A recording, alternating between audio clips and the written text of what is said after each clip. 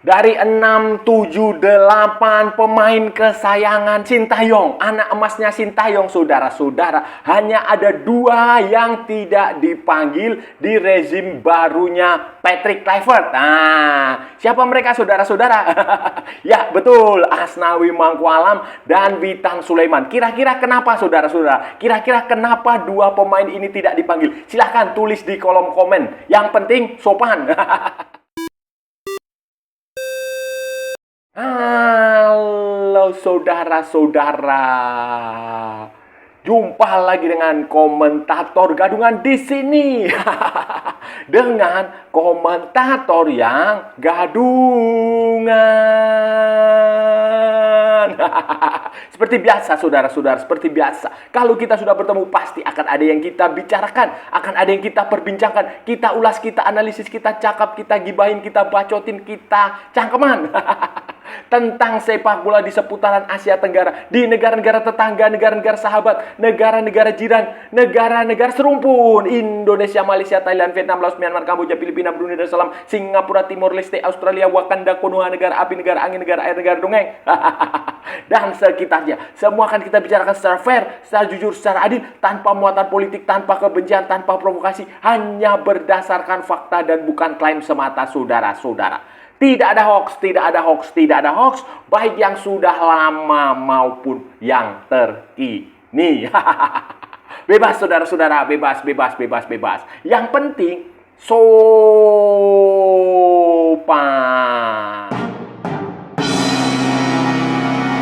Jadi begini saudara-saudara, jadi begini, bisa dipastikan Indonesia akan mendapatkan tambahan 3 pemain keturunan baru, atau total 4 pemain keturunan baru, atau akan ada 5 pemain yang akan menjalani debut kalau bermain menghadapi Australia dalam kualifikasi Piala Dunia 2026 zona Asia Grup C tanggal 20 Maret 2025 di Sydney Football Stadium. Nah, 5 hari kemudian Bahrain akan dihadapi di Stadion Utama Gelora Bung Karno, Jakarta. 3 pemain baru yang baru-baru, benar-benar baru, fresh from the oven, baru keluar dari pemanggangan adalah Emil Audero Mulyadi, kemudian Dan James dan Joy Pelupesi. Mereka baru saja menyelesaikan sumpah WNI di KBRI, di Kedutaan Besar Republik Indonesia di Roma, Italia hari Senin, saudara-saudara. Hari Senin tanggal 10 Maret 2024 di Kedutaan Besar Republik Indonesia. Artinya nanti akan ada 4 pemain keturunan baru. Salah satunya Ole Romni yang sudah sumpah WNI beberapa waktu lalu. Berarti ada 4 pemain keturunan baru, dan berdasarkan skuad yang dipanggil oleh Patrick Kluivert ada 30 nama, saudara-saudara. 27 pemain sementara, 3 pemain tambahan, dan 3 pemain tambahan itu sudah sumpah WNI. Berarti sekarang total menjadi 30 pemain. Dari 30 pemain itu nanti akan ada 5 pemain yang menjalani debut kalau mereka bermain waktu melawan Australia. Salah satu pemain lagi yang belum memiliki caps di level internasional adalah si Septian Bagaskara, penyerangnya Dewa United, berusia 27 tahun. 27 tahun, saya kira masih muda. Ya, kalau 27 tahun ngapain dipanggil? Tetapi ya dia dipanggil karena tentu saja Patrick Kluivert mengamati Bagaskara ini dilatih oleh pelatih dari Belanda di Dewa United, dan juga bermain cukup bagus katanya di Liga Indonesia, katanya, karena saya juga nggak pernah nonton Liga Indonesia. Itu saudara-saudara, total ada 27 plus 3, 30 pemain.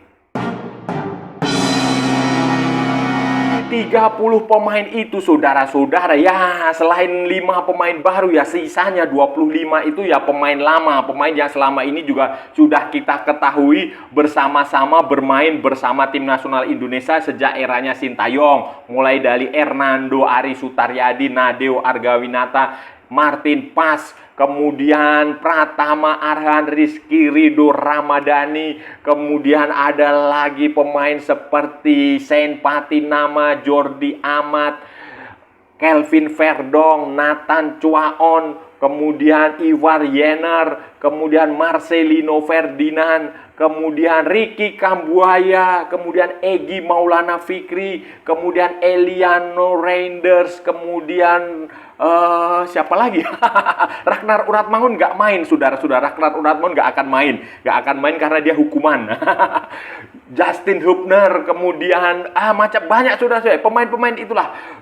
Hoki Caraka juga kembali dipanggil, kemudian Kevin Dix, Mes Hilger, ada lagi Tom Hai, siapa lagi ya? Rafael Strike dan masih banyak lagi. Total semua ada 30 pemain saudara-saudara. Dan yang menarik saudara-saudara, yang menarik saya identifikasi ada beberapa pemain kesayangan Sintayong yang tetap dipanggil ke tim nasional Indonesia. Tetapi walaupun ada juga pemain kesayangannya Sintayong, anak emasnya Sintayong yang tidak dipanggil. Jadi saya mengidentifikasikan ada sekitar mungkin 7 atau 8 pemain kesayangan Sintayong, saudara-saudara. Misalnya kalau saudara-saudara lihat, Hernando itu salah satu pemain kesayangannya Sintayong. Marcelino, Rizky Ridho, Pratama Arhan, Rafael Strike, Ivar Jenner, kemudian Egy Maulana Fikri. Itu beberapa pemain kesayangannya Sintayong yang mendapatkan panggilan kembali di eranya Patrick Kluivert. Dari pemain-pemain kesayangan itu, saudara-saudara, pemain kesayangan Sintayong itu ada 2 pemain anak emas lah, kita bisa boleh dibilang ini anak emas, anak pemain ya. Anak emas itu bukan berarti konotasinya negatif ya, saudara-saudara ya, bisa positif ya, karena memang penampilannya juga kontribusinya juga bagus menurut pelatih waktu itu. Witan Sulaiman dan Asnawi Mangkualam. Asnawi.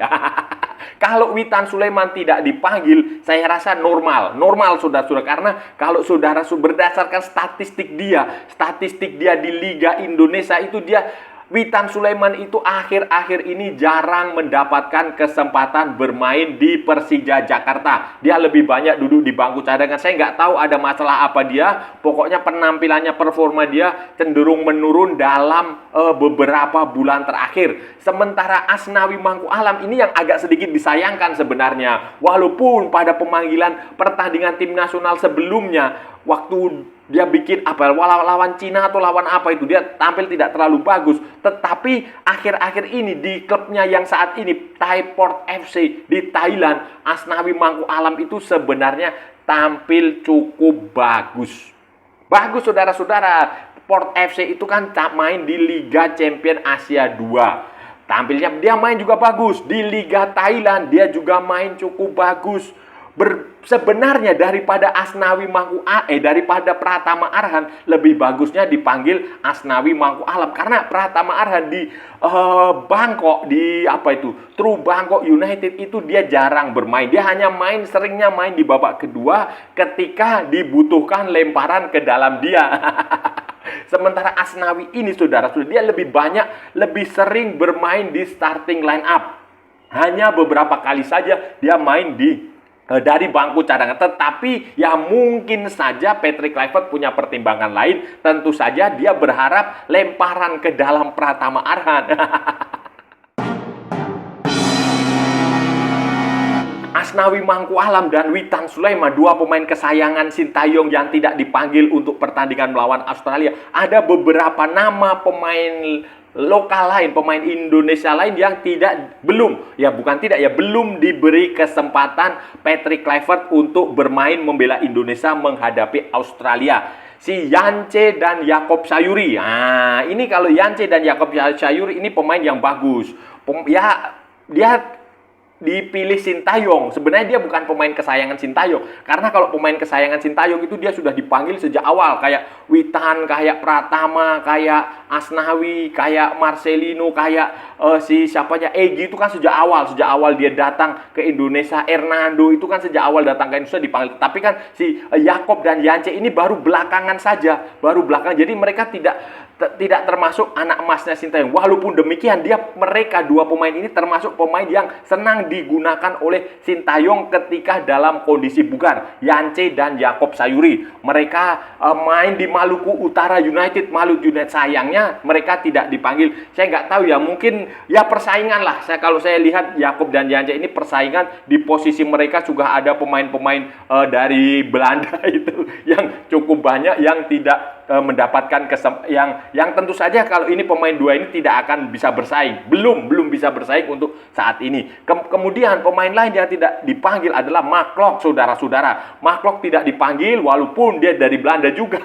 Ini saya nggak tahu ya, mungkin karena stoknya terlalu banyak. Ada Joe Pelupesi juga di situ kan, ada Nathan, ada Ivar Jenner, macam-macam. Jadi Maklok tidak dipanggil. Kemudian Sadir Ramdhani juga kembali tidak masuk dalam rencana Patrick Kluivert.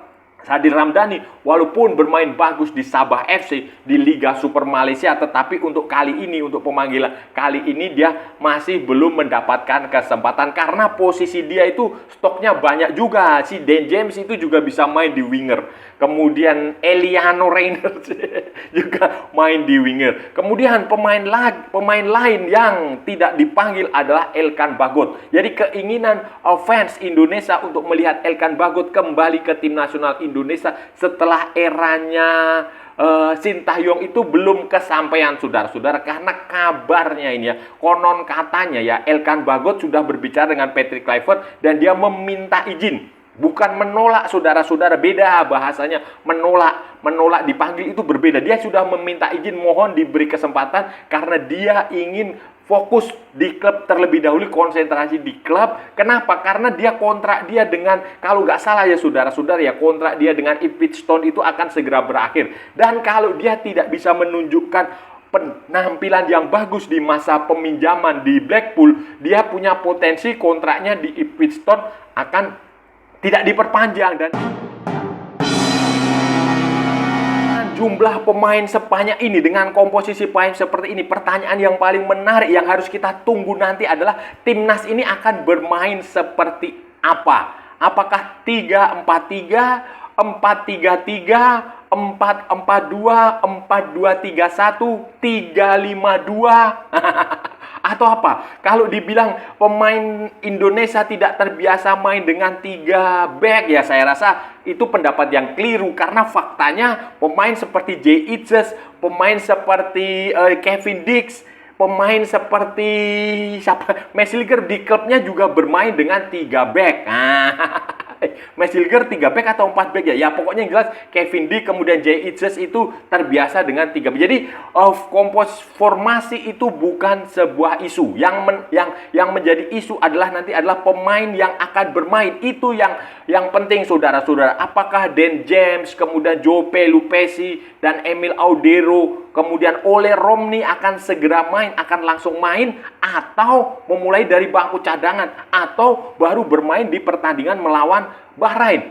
Karena nanti di pertandingan melawan Australia, Ragnar Uratmangun tidak main. Nah, ini pertanyaannya, kira-kira siapa yang akan mengisi posisinya Ragnar Uratmangun ketika melawan Australia? Apakah Eliano Reinders bisa bermain di situ, ataukah Dan James? Dan James ini, saudara-saudara, posisi aslinya adalah fullback, tetapi dia juga bisa main di winger murni. Itu bisa di situ. Ataukah Marcelino misalnya digeser agak ke sayap, atau siapa? Nah, itu yang menarik, saudara-saudara. Atau nanti tidak main dengan mengandalkan pemain sayap murni misalnya. Itu yang menarik, saudara. Bukan masalah formasi. Kalau formasi kita lihat pemain profesional zaman sekarang itu dia main dengan formasi apa saja bisa. Tidak harus dia nyaman. Tidak, saudara-saudara.